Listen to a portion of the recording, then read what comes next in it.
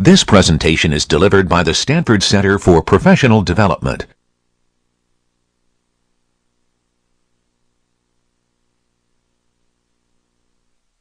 I have one handout for you today. I don't expect to get to the material today, but I don't see the disadvantage of giving it to you in case you're bored over the weekend and nothing else to do. You can read about XML and Python and networking.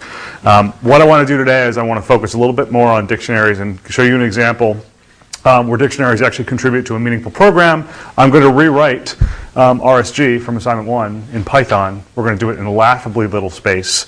I'm going to be able to illustrate a very small program that has the imperative, object-oriented, and the functional paradigm all in it. Okay, I'll illustrate lambdas, that they actually exist in Python, and it's really just a matter of coming up, knowing the different syntax, the Python way of doing what you did in Scheme a week and a half ago, or just I guess until last night, or 2 nights ago rather. I also want to talk a little bit about objects and classes in Python, talk about the object model. It's very interesting to look at it, because when you learn about objects and object orientation, and in a class like 107 where you look under the hood to figure out how these things are implemented, you can very easily get the impression, like I did for years to be honest, that all objects and everything's implemented exactly the same way in all languages, and it's just not the case. So I will talk about that a little bit today. With regard to dictionaries, I mentioned on, I guess it was Monday, what's today's, no, Wednesday, Wednesday, that dictionaries are a central data structure in Python. They are basically a very simple syntax layer over what is very well understood to be a hash table. The keys can be anything that are hashable. They don't even have to be heterogeneous. You can have some integers and some strings as your keys, and the things that they map to, the values, they can be of any type whatsoever, and they don't have to be consistently the same type over the dictionary. It is very amorphous, very heterogeneous, just like Scheme is with its data structures. You can put anything in a list, you can mix up data types, you can do the same thing with Python structures. Okay? What I want to do is I want to emphasize the fact that as opposed to C and C++, where you don't have a clear way to textually initialize a data structure.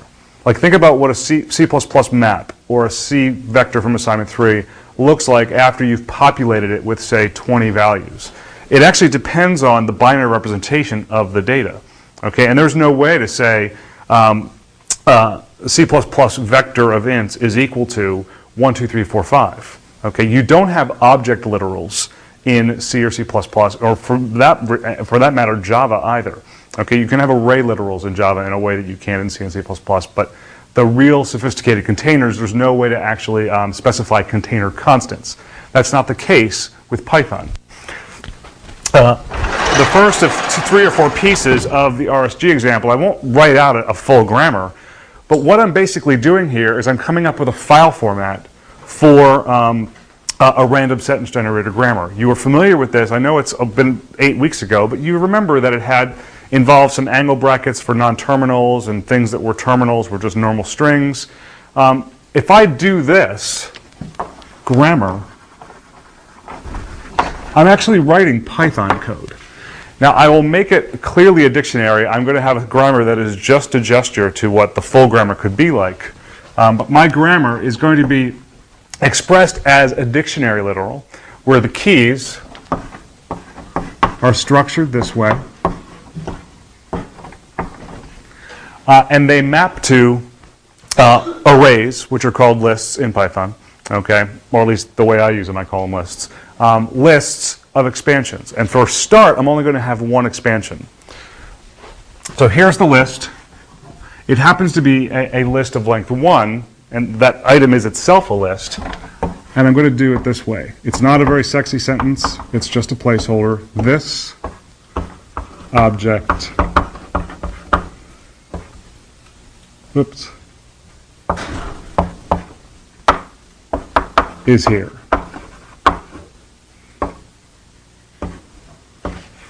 If I had a second or third option, they would have been comment delimited lists. I'm not going to have that. For this one, I'm just going to have one option. Just so you see the structure in a small example. But I will let object map to a couple of options. It can map to the standalone thing like computer. I'll let it map to, I don't know, this car,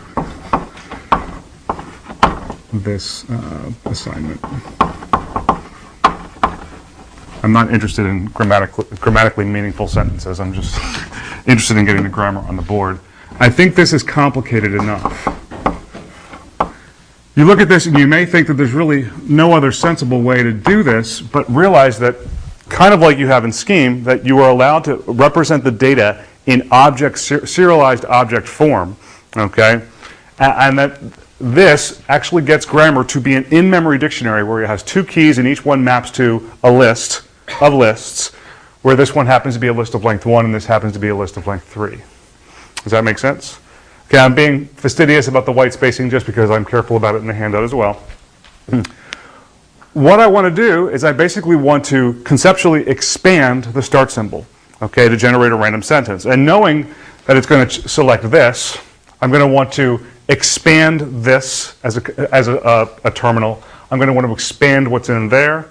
I'm going to want to expand what's in there. This and this are actually simple. It's just supposed to print. This is supposed to recursively do exactly the same thing as if object is the start symbol, okay, and it should actually expand to whatever it's supposed to expand to, okay? Does that make sense? Forget about the libraries. Let me just invent function names. They happen to be the real function names for generating random numbers and things like that, okay? If I assume that grammar is a global variable, just assume it's a global variable. We'll correct that in a little bit. Just because we're dealing with Python doesn't mean we should just be lazy about globals. But just to illustrate all three paradigms at once right now, I want to define this function, def expand, and I'm just going to call it symbol. Now you know I do one of two different things depending on whether or not the symbol, which I'm just going to assume is being cast in, is either a terminal or a non-terminal, and if it's a non-terminal, that it's definitely in my grammar. If it's the case that a symbol starts with this string, which is incidentally the best way to represent a character, if that's the case, then what I want to do is recognize that I don't want to print the non-terminal. I want to select one of its productions, okay, I'm sorry, one of its definitions from its definition set randomly, and then basically expand in order all of the terms that make up the list, okay? Does that make sense to people? So all I'm going to do is this. Definitions is equal to the global grammar of this thing that I'm assuming really in the grammar. And no semicolon. Okay? That brings in this, or this entire thing. Now there's a built-in, which I'm going to just do this. I'm going to say, I'll just say expansion is equal to, there's a built-in function called choice, which takes a list. It actually takes either an integer or a list. I'm going to give it a list.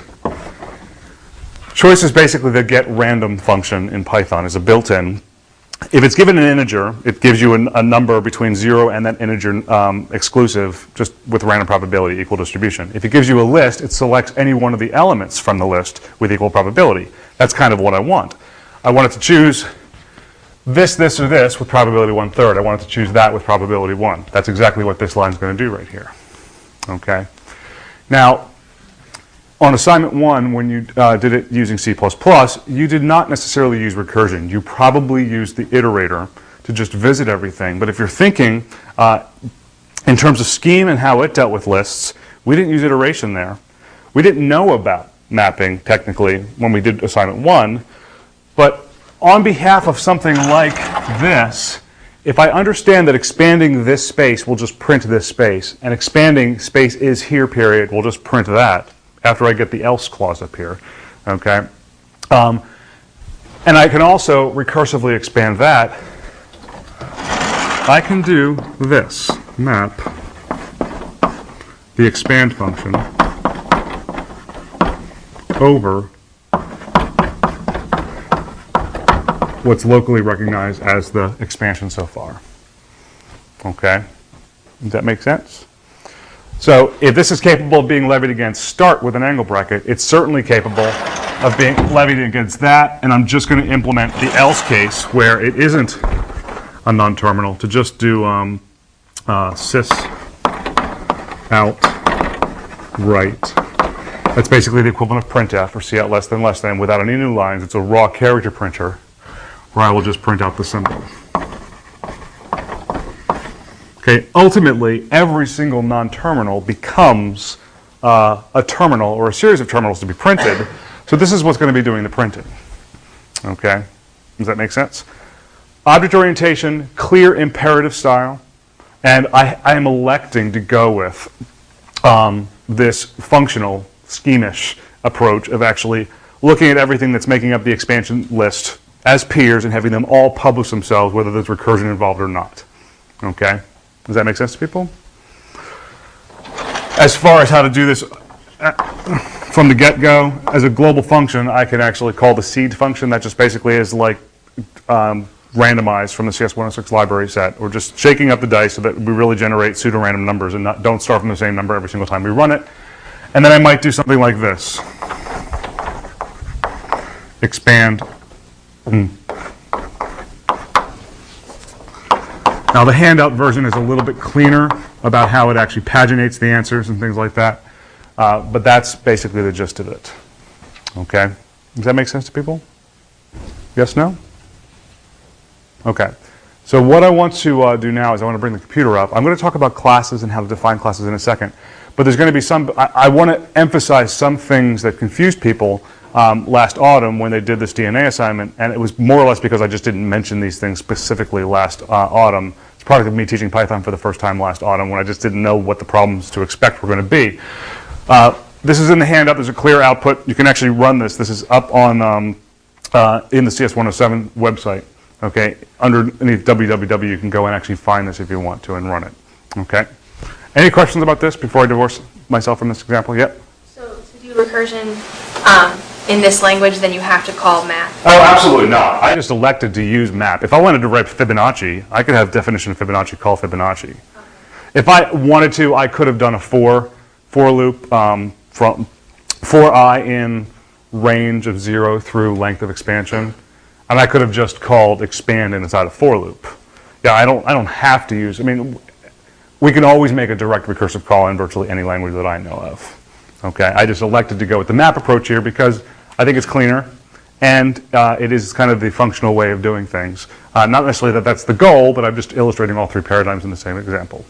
Okay, question in the back? Can you repeat what seed is again? Oh, seed right here. Computers, even though when they generate random numbers, they do so deterministically. Okay, so they're not really random, but they're as seemingly random as a computer that's completely deterministic in its operation can be. Normally what happens every time you launch the Python interpreter, it uses 0 or something related to 0 to generate the first random number. And then it algorithmically uses prime number theory to generate the next sequence in the random number sequence. If you always start from 0, then you get the first same random number every time you run something, and you get the same second number every time you run something. You get the same sequence, and it kind of breaks the fallacy. I'm sorry, it exposes the fallacy that these aren't really random numbers. That's actually not a bad thing. A lot of times I recommend getting rid of that when you're testing, so you do get the same output every single time, and so you can really debug a lot easier, a lot more easily. But C just says, you know what, just set it so that the first random number that's going to be generated is related not to 0, but usually, at least in the case of C, and I'm sure it's the same in the case of Python, that it usually takes the number of milliseconds or the number of seconds since the computer was turned on and relates the first random number to that instead. This is basically the equivalent of srand from C, if you're familiar with that function. Okay? Yeah? Function choice and the building functions of Python. Yeah, right here.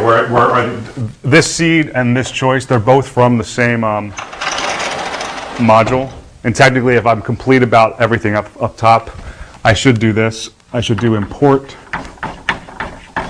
SYS, it's short for system, obviously. It's because of that I'm allowed to go and publish to the console.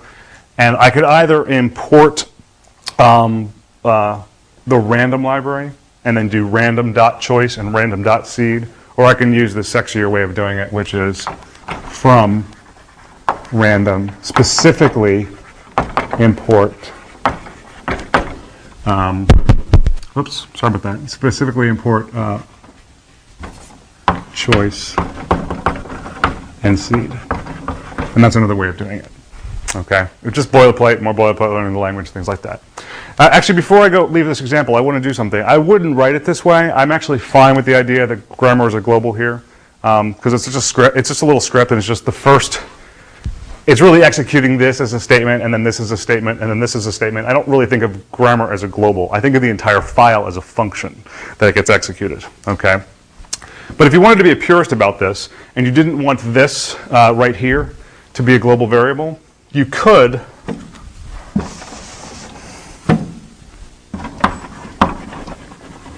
pass in the grammar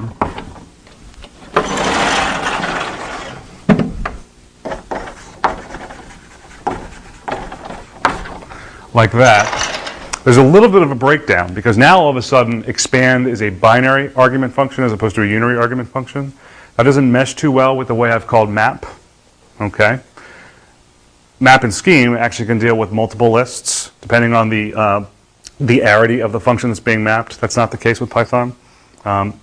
This has to be a unary function. It doesn't have to be a named function.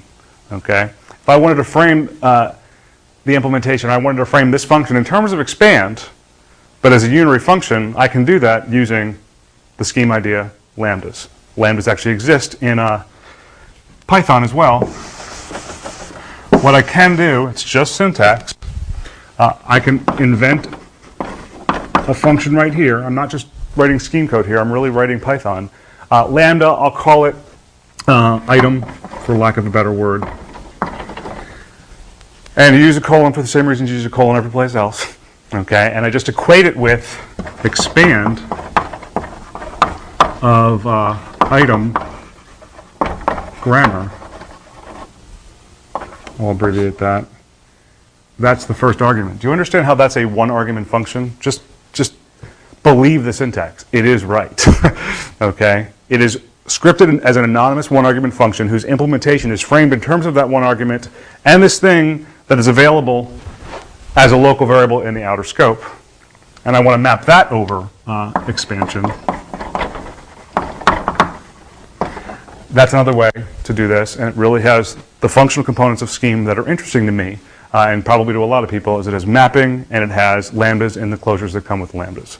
Okay? Does that make sense? Okay, good. Okay, so what I want to do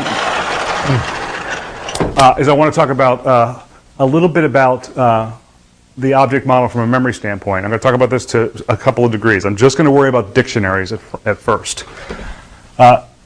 The manner in which dictionaries are passed around is precisely, at least for our purposes, precisely the same as the manner in which objects are passed around in Java. Everything is always passed around by alias or by reference. Okay? So if I do this, let me just deal with lists because they're easier to draw, and then I'll just generalize to dictionaries. If I do this, like so, it doesn't print anything out, but if I just print X, naturally it does this. If I do this, and then I print out Y, it prints out 1, 2, 3. Okay, that shouldn't surprise you at all. Okay, there are some languages where what I'm about to do would actually be different, but if I go ahead and call X, which is a list, and I do append, and I append to 4, if I go ahead and print out X, you know for a fact that it's that, and that isn't the least bit surprising. You've logically updated X. However, what you may not realize is that X was assigned to, X was evaluated, and the result of the evaluation was assigned to Y. That is just done. All X did was it evaluated to the pointer, to the lead node in a list, or the lead element in an array. So when I go ahead and print this out, I'm going to get that because I changed Y behind its back when I actually updated X. Does that make sense to people? Yes? Yep, go ahead. Could you have done a deep copy of X for Y? I'll get to that in a second. It doesn't happen by default. You have to invoke one of two functions, depending on whether just a one-level copy or a full deep copy is available to you. This is one thing I did not mention last autumn, and it caused problems. My particular solution to assignment 8 doesn't use any copying whatsoever. It just shared the same master dictionary throughout the entire implementation. But I should not have assumed that everyone would want to do it exactly the same way. So you do need the ability, at least initially, until you convince yourself otherwise, to be able to clone dictionaries. I'll talk about that in a second. Let me give you some more sophisticated examples. If I set Z equal to the list, let's say 10, 12, 14, and I go out and print Z, it's of course going to be this. But then I do this, I'll do W is equal to, and I'll construct a list that way. Okay? Z and Z evaluates to the list 10, 12, 14. Okay, so when I go ahead and I print out W, not surprisingly, I get this.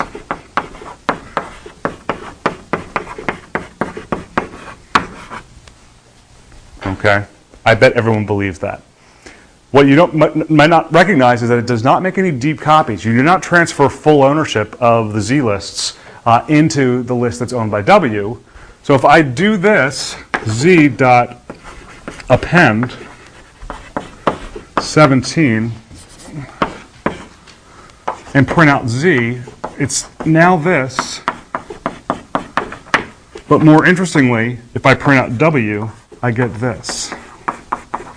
12, 14, 17, 10, 12, 14, 17. These are obviously contrived examples that are very, very small, but it's illustrating, for some reason, to me at least, it was more mysterious because it felt like it was this high-level language. You didn't necessarily know that objects were backing these things. It was very easy to wonder whether or not it took a deep clone or a shallow clone, but almost always, at least initially, it just makes a shallow copy of it. Okay. It turns out that the shallow copy is preserved for the lifetime of the data in Python. It happens to be different in a language called PHP, which I use a lot at work, where when you pass one dictionary around or one list around, it doesn't actually clone it, but it does recognize, it does actually label it as something that was copied from something else. So as you change it, it actually does a copy on write and actually branches off the part that changes so that the two logically look different even though they're sharing memory. Okay, none of that happens in Python though. Okay. If you want to make a copy, there's two ways you can do it. There is a module called copy. Okay, I suspect it's written. I suspect it's not written in Python. I'm suspecting it's written in C. But I can import something called copy. There's actually another function I'll talk about in a second. If you want to clone an object, x is equal to 14. That's 15, 21. And you print out x, you will get 14, 15, 21. If you do this, this is the same as all the prior examples, and you print out y, you get this, but that shouldn't surprise you. This shouldn't surprise you either. You don't know the syntax, but there's a keyword in the language called is. X is y is basically equality at the pointer level. And so because X and Y really are aliasing the same exact physical memory, not only are they logically identical, but they're memory-wise identical as well, you expect this to come back with a true. Okay? If you want to make a clone of something because you want to make some changes to a data structure without it affecting the original, you can do that. Z is equal to a function called copy.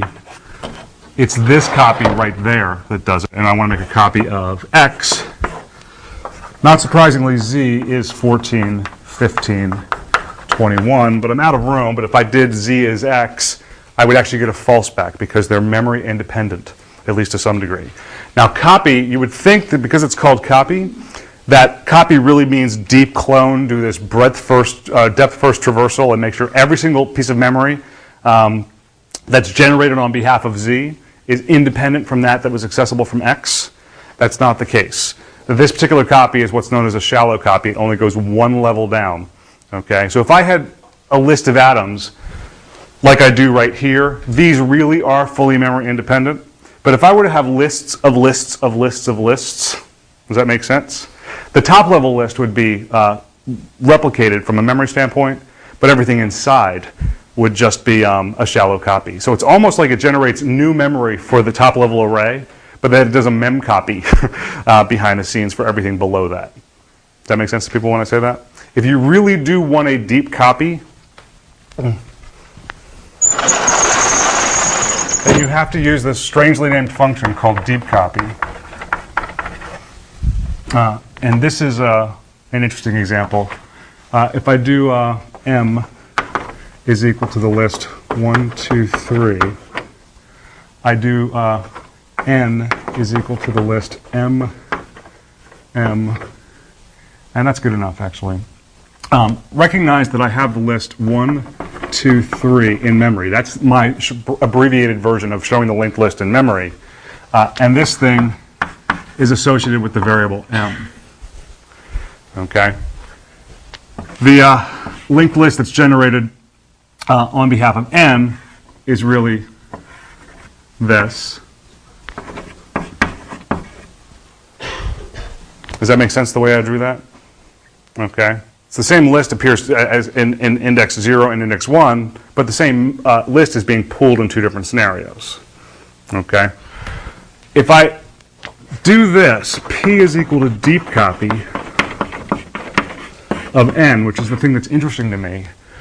Not only does it do a recursive descent clone of everything, but if there are any cycles like they kind of are in this, forget about M. That doesn't interest me anymore. Do you understand why those 2 arrows point to the same one? Okay. The deep copy not only figures out how to make a deep logical clone of the entire thing, but it actually figures out how to preserve the graph structure. Okay. Does that make sense to people when I say graph structure? Yes, no? Okay. So this would be associated with something that was completely independent but would have the same aliasing internally.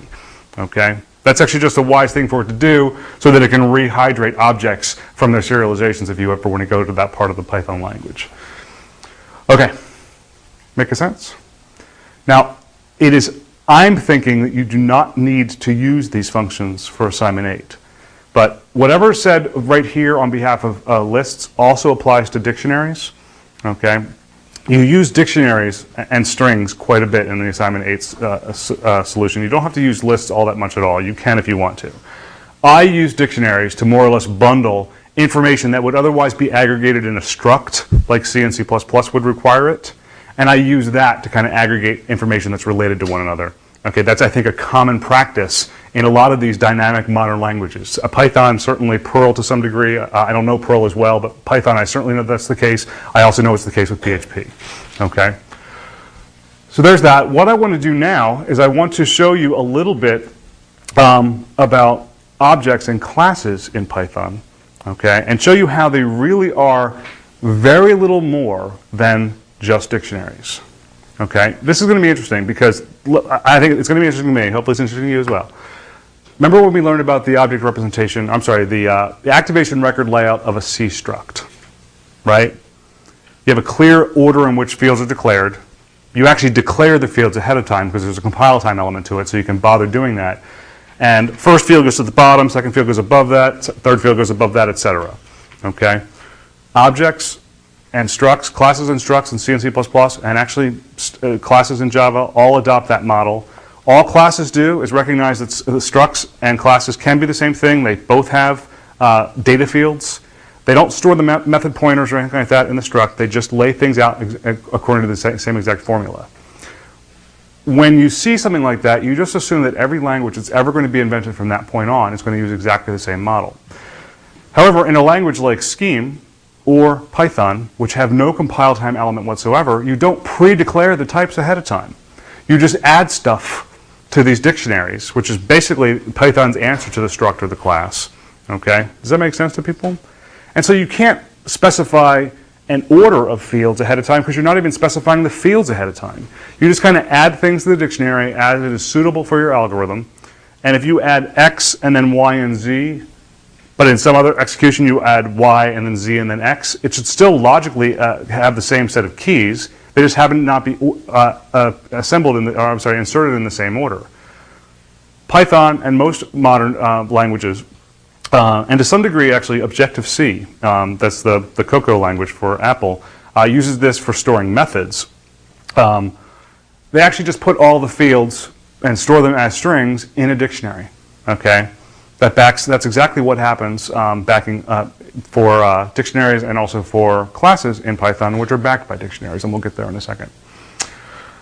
Okay, so let me go ahead and just show you an example of a class. And I'll do some tinkering at the command line.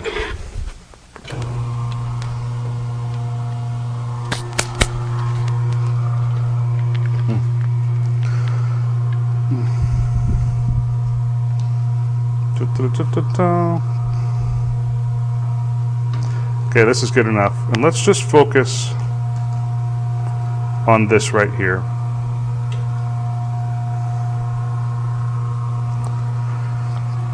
I don't think I can, that's not good. Okay. I'll try and make the font bigger in the meantime. I'm going to beat him. Might be too big, but we'll correct it in a second.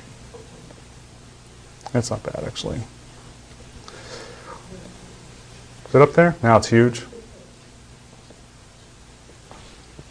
Actually, that's okay. That's a nice word over there. Let's bring it and make it a nice, good word. Okay, that's good enough, I think. I'm not worried about the comment that's being clipped off, and I can bring this down. And that's all I'm interested in. Okay, that's great. Actually, it looks like it's like artwork. You see the class keyword, that should just be immediately obvious to you that it's going to be defining some class in whatever sense Python defines classes. You see this underscore underscore and a init underscore underscore thing. That just means it's a special method. Not surprisingly, it's related to construction. I'll show you how to construct a lexicon object in a second. Remember how in C++, I probably said it this way about 1,000,000 times, and now it's 1,000,001, that it always silently passes the address of the receiving object as the -1th parameter, right? Well, Python doesn't do that. It's very explicit about passing the address of the relevant container or object to all methods, including the constructor. By convention, it's called self. It doesn't have to be. But self is a keyword that's borrowed from Objective-C, and I think that's right. Yeah, actually, it is. Objective-C, self, it's just basically Python's equivalent of this right here. Okay? Because objects are initialized dynamically, there's no compile time element whatsoever. It takes this empty object. There really is a default object called object. That's part of the language. It's like java.lang.object. But you just add stuff to it. And what's happening here is that I've created two local variables. One's called infile, one's called words. From that point on, it initializes fields. But these two lines right here, forget about them being inside a constructor. They're just methods. fopen happens to be the function that opens a file. Readlines is this built-in thing that actually takes an entire text file and builds an array where every single entry is populated with one line from the original file. I'm not going to show you the file. You can just imagine that the words file that's open by default is an alphabetically ordered list of all the English words in the language with no intervening white space except for the \n's for new lines. Okay. So I synthesized this right here. The read lines, it actually preserves the \n, which is really annoying, but it just does it. So what I do here is I introduce the first ever field to the lexicon object by saying, you know what, you didn't have anything before, but now you have this words field. If it had it before, it would just reinitialize it and rebind it to something. But since I'm taking a raw object, I'm actually inserting one more thing into the dictionary that's backing the object, and it's initially set equal to the empty array. Okay, and then I just do brute force for looping. This is what's called an iterable. It's actually an array. That's why I synthesized this right here. Okay, and it just goes through and it takes whatever words in that words array, truncates off the \n, and puts it in the words array that's embedded inside the lexicon. Okay, does that make sense to people? Okay, now to whatever degree it's successful for you, just subscribe to your C++ and Java sensibilities as far as what constructors are for and what they're intended to do. A lot of this is just different syntax. It has some quirks. It's dynamic, so it doesn't have a class definition. There's no .h file. There's no implied interface by a .java file. It really is just this, like, kind of deal with it as it runs type of functionality. But nonetheless, this entire thing is responsible for taking a raw object and building it up to be a logically sound lexicon. If I just show you the next, whoops, didn't mean to do that, but I'll bring it back in a second. The next method, it really is a method. It's a function definition that just happens to be, I'm not sure I can get the entire thing in there. The def is over there on the left, but you could just look at this. Self.words, there's this bisect function. It's just like bsearch. It's a little bit different. It's more like the lower bound function from C++ in that it just returns either the index of the matching element or the index where the thing could be inserted, okay, in order for it to be inserted, in order for it to maintain alphabetical ordering. I initialized the words array so that it was alphabetically ordered. All I'm doing here is I'm asking whether or not the word that's explicitly supplied when I invoke this contains word function, whether or not when I do a binary search for it and get the insertion index for it, whether or not that actual slot in the words array matches the word I passed in. So I'm actually going to slide this over, see what the double equals is, whether or not it's equal to the word local variable. Okay, you get the gist of what I'm attempting there? Okay, I have some other methods. I'll just name them. They're not that algorithmically interesting. Word contains everything. I'll show you how that works in a second. List all words containing. I'll show you those in a second. What I want to do is I want to bring my terminal back and show you how this works. Let me make sure I'm in the right directory. I am. Let me do an ls and make sure I have words. I do. Let me invoke Python. This is how you deal with objects in Python. It's a little quirky, but there's a good narrative that can be made as to why things work the way they do. If I want to use this lexicon class, well, just like all the functions inside divisors.py and all the functions inside the copy module and the random module and things like that, I have to import, from lex, because this is all stored in lex.py, I want to import the class or the symbol, whatever functionality is associated with the symbol lexicon. Okay, and I do that, and it works. I can do this. I'll do, I don't want to use L. Yes, I will. I'll spell it out. Is equal to lexicon. Just like that. Oh, I'm sorry. Well, you can tell me.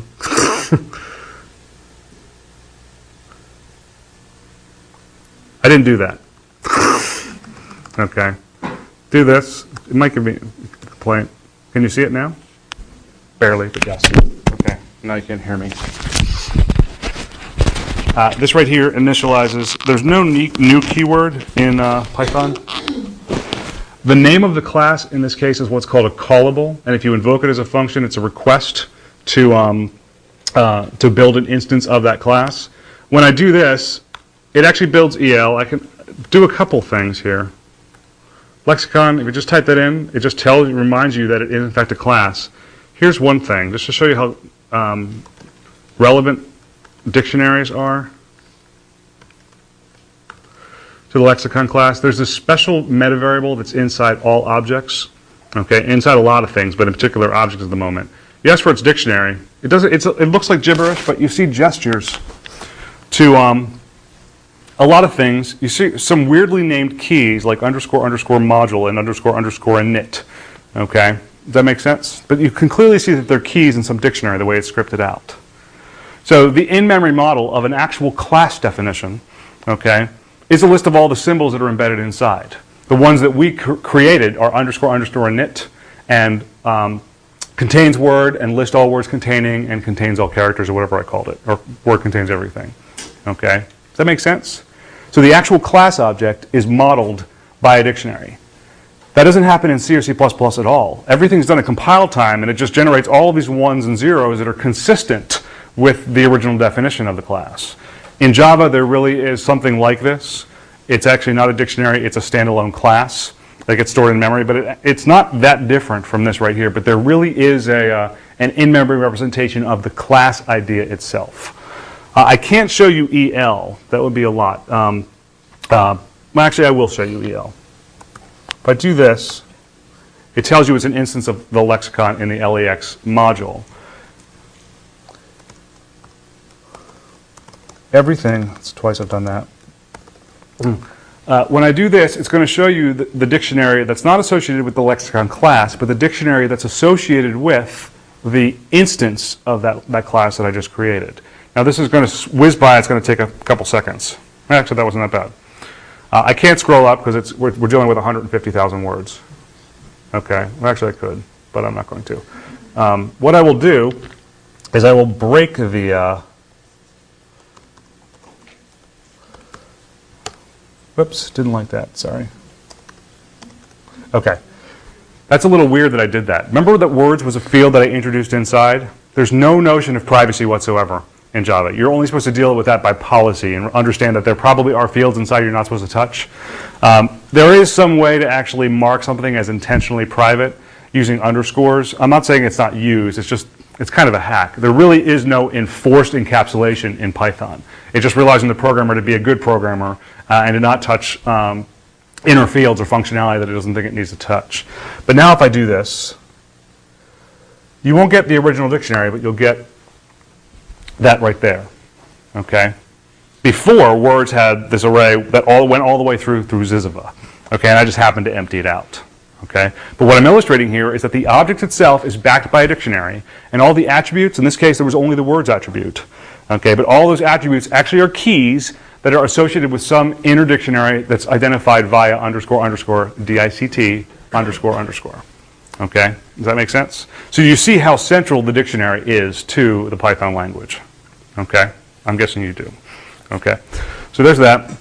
What else do I want to do? Let's actually just because it's fun, not because it's really important. Let's rebuild the lexicon. Contains word hello, just to show that it actually works. It does. Okay, and then I want to list all the words. I love doing this. All the words that have all the vowels. Oh, I didn't do that. That's not what I meant. List all words containing. Spell it right? Yes. Okay. Isn't that neat? Okay, I mean, it's very brute force. This isn't the magic of Python. That's just the way I implemented it. It's just a regular class. But the implementation of this is on the last page of the handout I gave out last time, the Python Basics handout. And it's just a matter of gleaning syntax. I can tell you right now from experience that when you go out and get a programming job, it very well may be in C++ or Java. It may be in some language you have very little experience with. But you can't be, oh, I don't know how to do it. It's like binary search is mysterious in all of the languages. It really isn't. It's just a matter of learning the actual syntax and the idioms that the language supports for getting things like iteration and recursion and classes and structs and objects and all that kind of stuff down. Let's see if there's this. Just that one. Okay. And then obviously there's nothing else. Let's see if there's any words that begin with have A, B, C, D, E, and F in them. That's not bad. Okay. And G. Nope. Okay. Okay. So that's just playground stuff. That's kindergarten stuff. Just doing that. What I want to do now is I want to show you. Let me just draw. I'm trying to think if I want to do some stuff. I do actually. Let me put this to bed.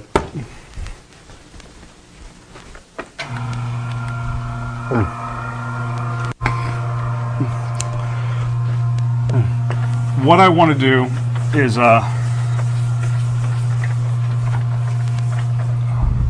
make a few remarks about the illusion of objects being just dictionaries. When you do something like this, let's say at the prompt you do O is equal to object. This is the equivalent of java.lang.object. You do that right there. You get absolutely nothing in response to this. You just get O as an instance of the object. But if you do this, you actually get that right there. Does that make sense to people? Okay. I'm asking it to identify the collection of attributes that have been accumulated inside the object I'm calling O, or the instance of the object I'm calling O. When I do this,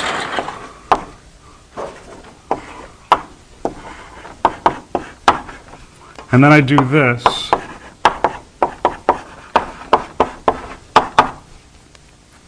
and I do this, they're really instructions to insert a new value in the dictionary that is underscore underscore dict underscore underscore. So if I do this,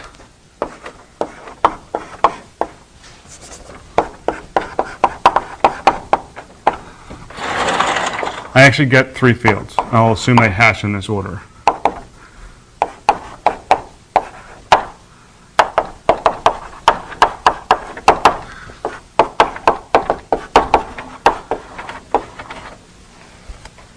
Okay. When you do this, you're not respecting encapsulation. You're supposed to let methods do this, but I told you already that it doesn't respect any kind of privacy. There really is no support for privacy that's genuine and real. There's that, but doing these 3 lines right here is just like doing this. And in fact, it more or less translates to this.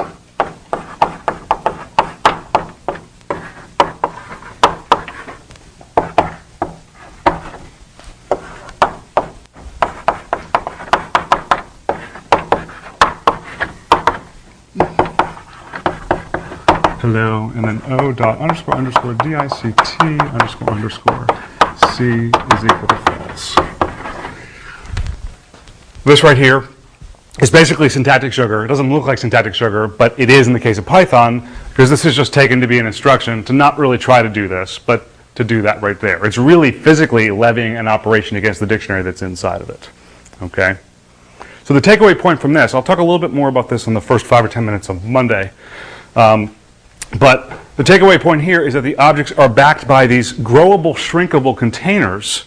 They have to be growable and shrinkable in ways that they don't have to be for C, C++, and Java, because C, C++, and Java do all this wedding planning up front, where everything has to be set in stone before any code executes whatsoever. Python is a fully dynamic language. It's supposed to be able to, everything's supposed to be able to grow and shrink. Everything about it's supposed to be dynamic. So you're not supposed to impose limits on how big something can be, unless it's an implementation limit, like you just can't store more than like 2 to the 12th keys in a dictionary or something like that. Okay, so activation record as an idea, it works beautifully for C and C++, where it can actually do all the scrubbing up front, but for Python, it can't. It has to back all of the objects with a different model, and this is exactly how it does it. Okay, so you definitely have enough information to crank through assignment 8. Come Monday, I want to talk very little about inheritance. I know you know a little bit of inheritance from either AP Java or from 106A. Okay, if you take a 108, then everything will be easy. But I will just talk a little bit about inheritance and how it's relevant to some of, I think, the more interesting ways of doing networking operations, which is what this handout I gave out today is all about. Okay, so you guys have a good weekend. I'll see you Monday.